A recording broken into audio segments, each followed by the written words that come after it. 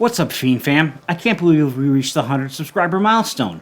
I'm incredibly humbled and thank each and every one of you who has taken out the time to like my videos and subscribe to my channel. I do this completely for enjoyment and spreading my love of motorcycling to as many people as possible, but to be recognized by 100 of you is a great honor to me. With that said, let's go.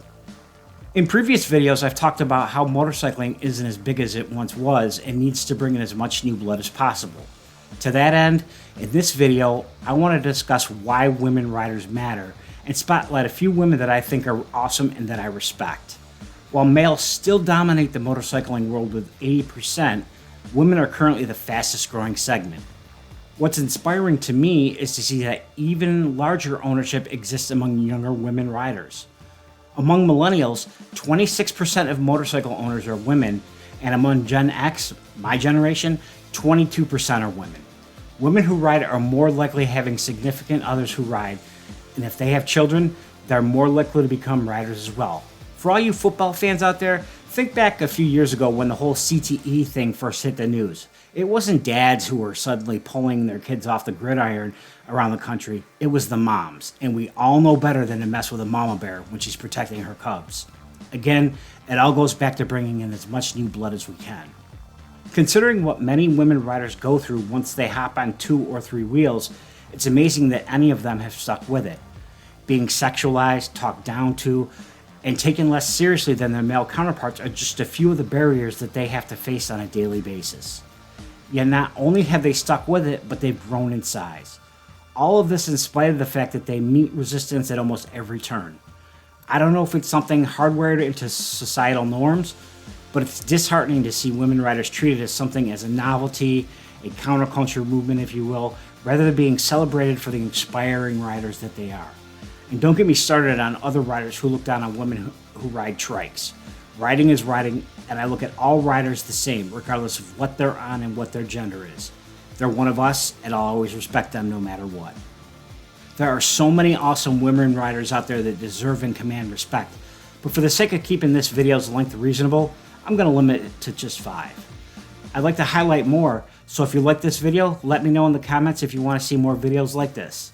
These are in alphabetical order, and their social media information will be linked in the description. If you don't follow or subscribe to them already, go show them some love. Keep it respectful though. To the women riders I highlight in this video, I apologize for not asking permission before posting this video, but I kind of wanted it to be something that was organic. All of you are already on YouTube or other social media, but that said, if you would prefer not to be in this video, let me know and I'll go ahead and amend it. Also, everything stated here is based on my own personal opinions and information I've gained by watching their videos or interacting with them on social media. Anything incorrect is wholly an error on my part, and I apologize in advance for any slip-up. First up is Brit Brap. Wow, talk about a badass. Even though she was wearing full gear, a motorcycling accident on June 20th, 2020 left her with a broken back. Understandably, she dealt with some pretty heavy PTSD and a long road to recovery. She remained committed, and as of this recording in December of 2020, she's been riding and creating content. As someone who low-sided at low speed and was still left with road rash scarring and PTSD, I have the utmost respect for her. Not just because she's riding again, but because she never gave up. Nobody could have blamed her if she decided to walk away. Heck, I almost walked away after my low side. She's also become a valuable voice for the female riding community. In a recent video, she challenged her own perceptions of other women riders and allowed herself to be open and vulnerable on camera. The community as a whole needs more of this, but particularly women riders who often have an uphill battle just to be recognized, let alone respected. Next up is my fellow New Yorker and fellow Lowrider S rider, Motoblonde. She's got a great channel chronicling her adventures on 2 wheels. She also has multiple videos where she's installed parts on her bike and does all the wrenching. I find it refreshing that she doesn't edit out any of the mistakes or learning opportunities, as I like to call them. It's all too easy these days to cut out our foibles to make it look like we know everything. She doesn't, and I respect her for keeping it real. Also, special shout out about ice cream. She also has a way of taking a normal ride and making great original content from it. In a recent video, she came across a gentleman with a Honda Goldwing that was nearly a dead ringer for shade tree surgeon 1980s 2-wheel convertible station wagon. What followed was a great conversation, and I was happy to have been able to experience it through her lens. She also has some very thorough gear reviews, including some heated gear, something that those of us in the Rust Belt should definitely watch. The snow and ice have already started flying where I am, but I can't wait to ride down and meet her and the family next year. She's also doing a motorcycle build that is going to help veterans, something that is very close to my heart. For this next one, we're going to have to hop a plane, but it's going to be totally worth it. Of course, that means we're heading to New Zealand, home of Mrs. Kiwi Rider. I'm spotlighting her, but you really can't separate the two of them. They're the best comedic duo on YouTube. The Two Kiwi Rider channel was one of the first ones I found when I started watching videos. You'll be hard-pressed to finding a more friendly, funny, and awesome rider than Rel, Mrs. Kiwi Rider is. She and Mr. Kiwi Rider put out great content, always have a smile on their faces, and create humorous videos, particularly their sport-face videos and the mail calls. Rel's Sportster 1200 is a sight to behold. She's named it Black Widow, and it's totally fitting. She and Mr. Kiwi Rider spent some time with the help of a friend designing and fabricating a sissy bar. They started with a stock Harley one, and by the end, she's got something that nobody else in the world has. A truly one-of-a-kind functional art piece. She's definitely going to be using it, as the two of them are always riding and going on great adventures. I don't think I'm too off base if I say that she puts in more miles than a lot of other male riders do each year, on an air-cooled 5-speed Sportster no less.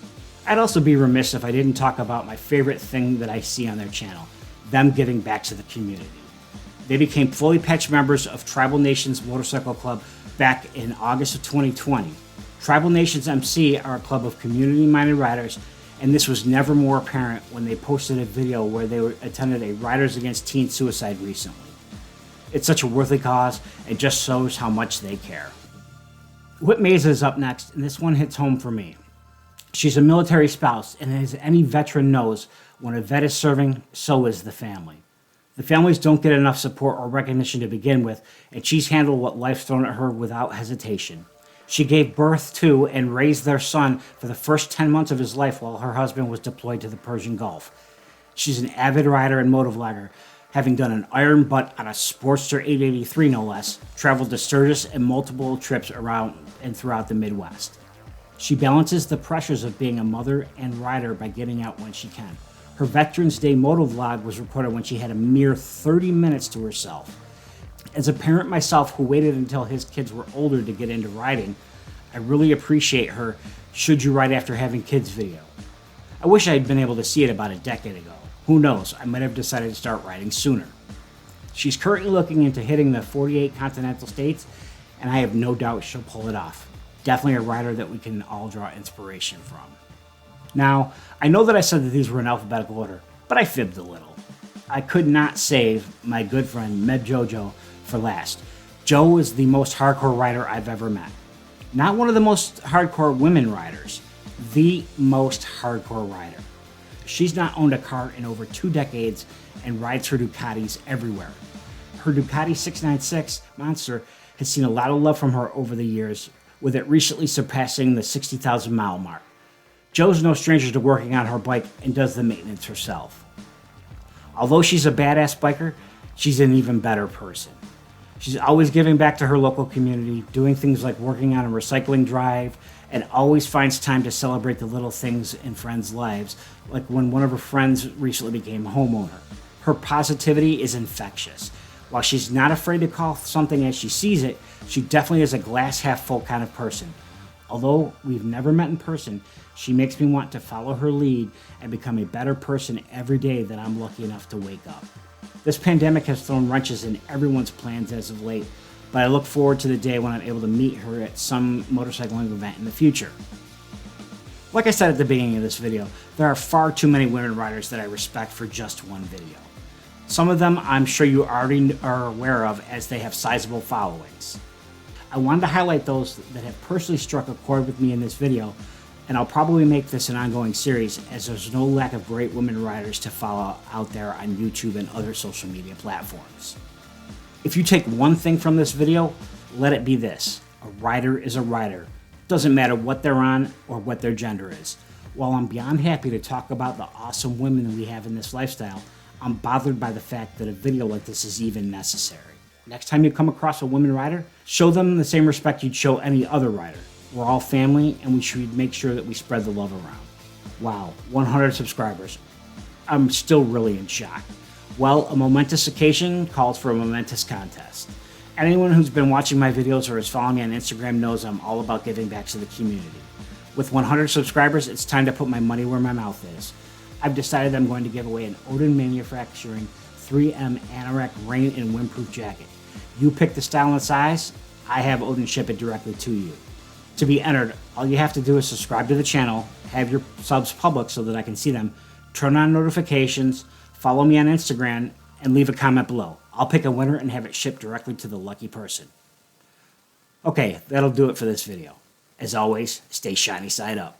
Throttle Fiend out.